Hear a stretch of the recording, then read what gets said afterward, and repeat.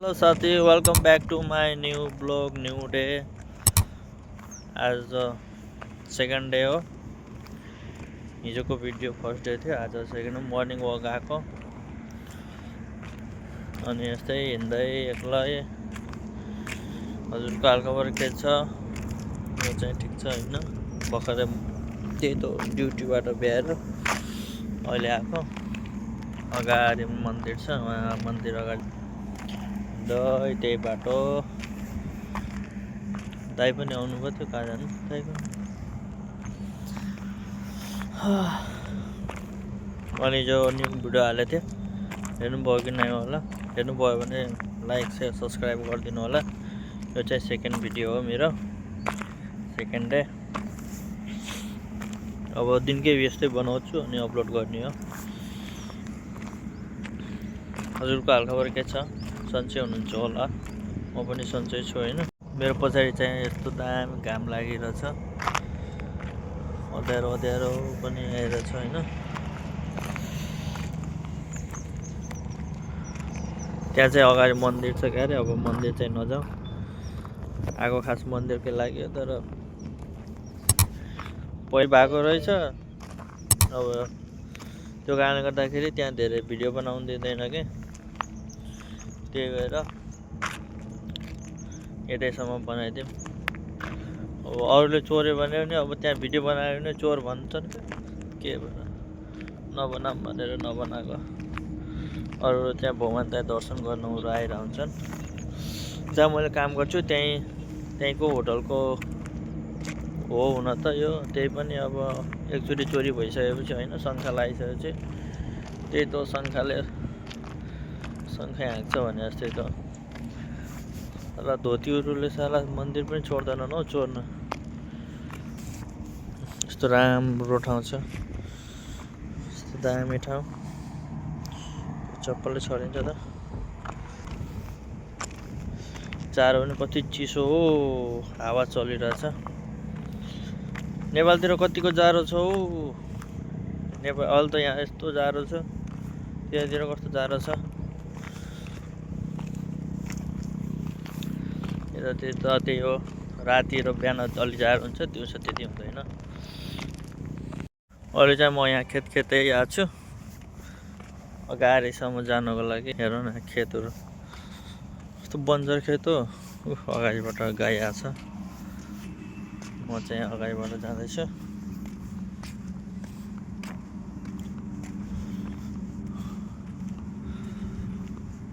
खाली ग्राउन्ड छ क्या यहाँ त, यस्तो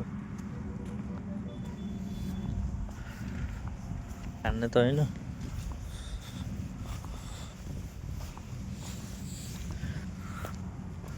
डरै लाग्छ हौ, गाईहरू देख्नु कत्रा कत्रा गाईहरू हुन्।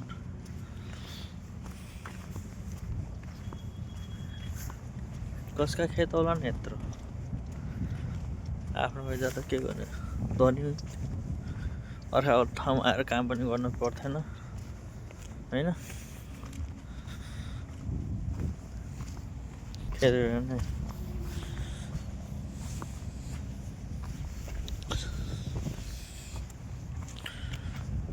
पुरा खाली छ क्या खेतहरू।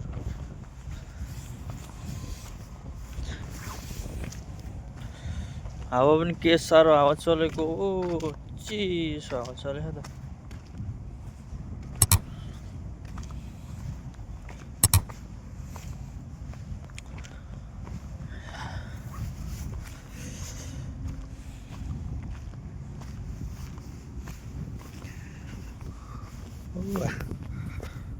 अगाडि चाहिँ दाइ हुनुहुन्छ, अनि यता चाहिँ म।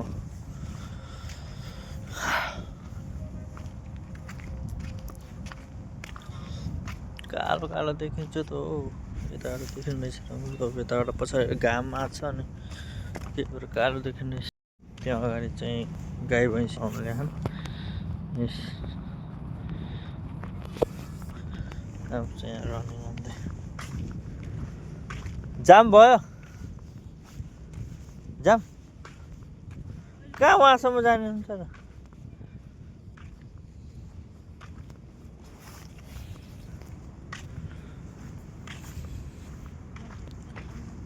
हिँड्दा सास पनि फुल्लिन्छ त हो।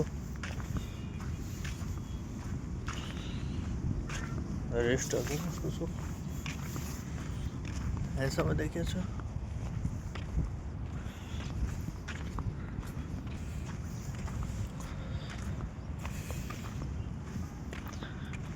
मोटो भएर के सास पनि फुल्लिन थाल्छ त हो। त्यो 100 घटा नआएको हिँड्नै गाह्रो भइसकेको छ। ठाउँ जस्तो रहेछ कि रनिङ गर्ने जस्तो ठाउँ होइन।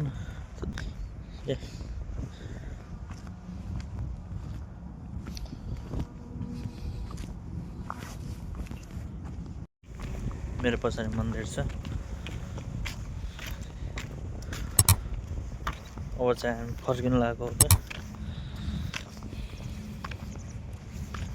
सो अब यति भन्दै भिडियोलाई चाहिँ एन्ड गर्नु पर्यो होइन। फेरि भोलि मिलौँला। See you next video. Bye.